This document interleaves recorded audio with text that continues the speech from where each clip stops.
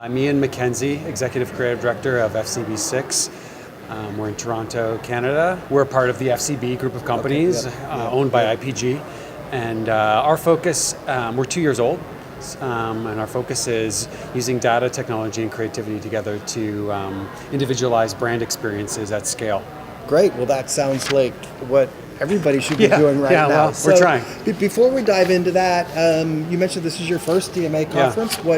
What brought you to the conference this year, and what are you looking forward to getting out of this year's conference? What brought me here, first and foremost, is the Echo Awards. We entered last year and we had a good performance. Really here, first and foremost, for the celebration of the great creative work that's been done over the past year. And we feel, I think, among our own people at the Echo Awards, because these are in an industry that's sort of on different parts of the journey towards understanding how to use data and technology and creative together. It's really exciting to come to the Echo Awards and then the larger conference to really meet with minds who are thinking the same things we are. You talked about sort of the merger of data, creative, and technology. I think that fundamentally is the core. You think about the customer experience, it tends to be all about the customer experience that those factors drive. In your role as a creative director, so talk about how you actually are bringing sort of data into the creative process more. A lot of creative people tend to sometimes be fearful of technology and data, but how do you think about it? How are you using it in your role in the creative process? We can ask ourselves a number of questions when we embark on a creative project. How can we individualize this? How could it be dynamic? What can we measure, and how can we play that back to the user? How can we capture their behavior through the experience and learn from it in real time to create better experiences and also have our story actually unfold in interesting ways. So I think it's as much a series of questions as it is a series of answers, I guess, about how to use creativity in the context of data. So the challenge with sort of integrating creative and data together fundamentally, obviously, is also getting all of the data on your customers. That dream of sort of the 360 view of your customers, pretty much no brand has it yet. Right.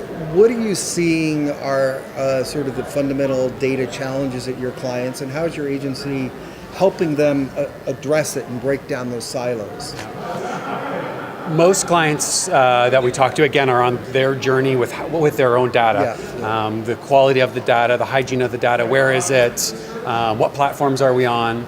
So in terms of the first part of your question, we have a consultancy division, which we kind of refer to as the spaghetti, and every client's got this big bowl of spaghetti, and we can, when we're platform agnostic, so we're, whether they're running, Adobe or Microsoft, we're eager to work with what they have, and often it's not a matter of you got to cut that all away and buy something new. It's we understand why they made the decisions to have the sort of data management that they currently have, and just helping them make the most of it. And often it's like a case of plumbing, putting things together. So that's how we're helping. I think it still feels though, and I'm sure not the only one to say this, we're all just at the beginning of it, right? There's so much work to be done, and often our ambition creatively and from a marketing standpoint is exceeding our ability to access the data and bring the different ad tech, martech, own data together in a really effective way. And do you have some examples of how you've been able to leverage data sort of in your role as sort of creative director and actually truly inform and improve the creative results? Well, some work we've done for BMW recently was about heightening the relevance and customization, I guess, after someone buys a new BMW. We work with BMW Canada, and the brief from them was kind of digitize the onboarding platform. So you've just bought a beautiful 2018 BMW X3. This car is got all the latest technology. It drives to a T. And there was an opportunity to really plus out the onboarding experience for new customers. So we took a look at what data we could have access to through BMW Global and their partners, and created a digital welcome experience that knows what kind of car what kind of vehicle they bought, knows what color it was, knows what rims it had, knows their interior options, and played that back to them. And like, it's not just generic welcome experience, it's your 2018 X3 and this color and these rims.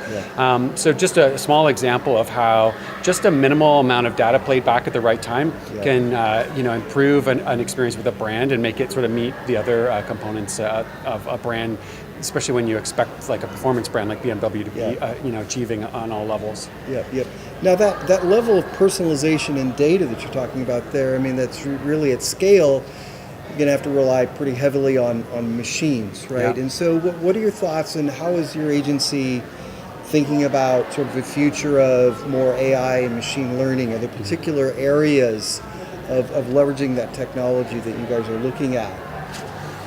I mean, I would say first from a creative standpoint on the approach, and you mentioned it earlier, but there are a lot of people who, creative people especially, I heard it, I've been in digital advertising for 15 years, and there's always some cranky creative director who's like, computers will never write a good headline like a human being will.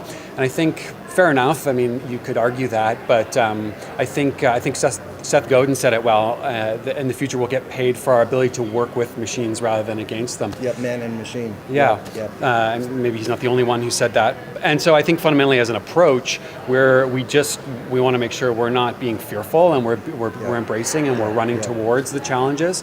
In terms of actual implementation of AI, I think we're just at the beginning of our journey there, and I would say have yet to really use it to its full potential in a single instance. I think probably a lot of people who are saying they're using AI are just using algorithms, which I think and I think maybe sometimes we're there more than we'd like to think we are. Analytics and things. And how can we optimize in real time? But I do think. We're certainly eager to work more and more with AI. And what are you hearing from your clients, not just on AI and machine learning, but sort of the growing MarTech stacks and stuff, and how are they coming to you to help them sort of address this sort of overwhelming landscape?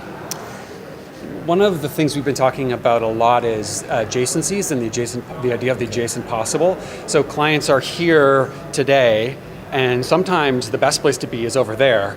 But there's a journey between here and there. And I think a lot of the work we're trying to do with our clients right now is, I think everyone knows this would be great to be over there. And I think we're sort of holding hands together and looking at what's going to be required today to make those little steps, like the BMW individualization example. It's not, it's actually fairly innovative for the category, but it's not wildly innovative for what is possible. So I think it's what we're actively doing to help them understand the potential is finding adjacencies that aren't asking them to reinvent the wheel back at their companies, and just engaging and saying, okay, here's what we can do today, and if we do that well, then we could go to the next adjacency. Great. Let's take a sort of very positive question here. Talk about maybe one of your most proudest moments in the last year, or successes. Like, what's something that you just sort of feel still giddy about? I mean, the BMW example was great, but you have sort of another thing that you just feel like you just crushed it. Well, we've had a lot of success with a program we did for PFLAG Canada, which is an LGBTQ organization in Canada, offers peer-to-peer support. And we created a platform called Destination Pride, which calculates and collects global data on LGBTQ laws, rights, and social sentiment. The insight being, if you're in Las Vegas, maybe same-sex couples can get married, but then you hop on a plane, and where you land, the rules might be different. Same for gender identity protections, et cetera, et cetera, et cetera. So we combined and collected all global data and visualized it against the pride flag as a kind of a sideways bar graph. So it's a dynamic, real-time data visualization that we've been we've had a great amount of feedback on. Great, very cool. Last question. We're here in Las Vegas. You're going to be up late, probably tonight, but normally throughout the year, what keeps you up late? And not being able to sleep at night? Yeah, I mean something. We're in the land of close to the Grand Canyon anyway, and I was lucky enough to have you been? I haven't. No. It's big,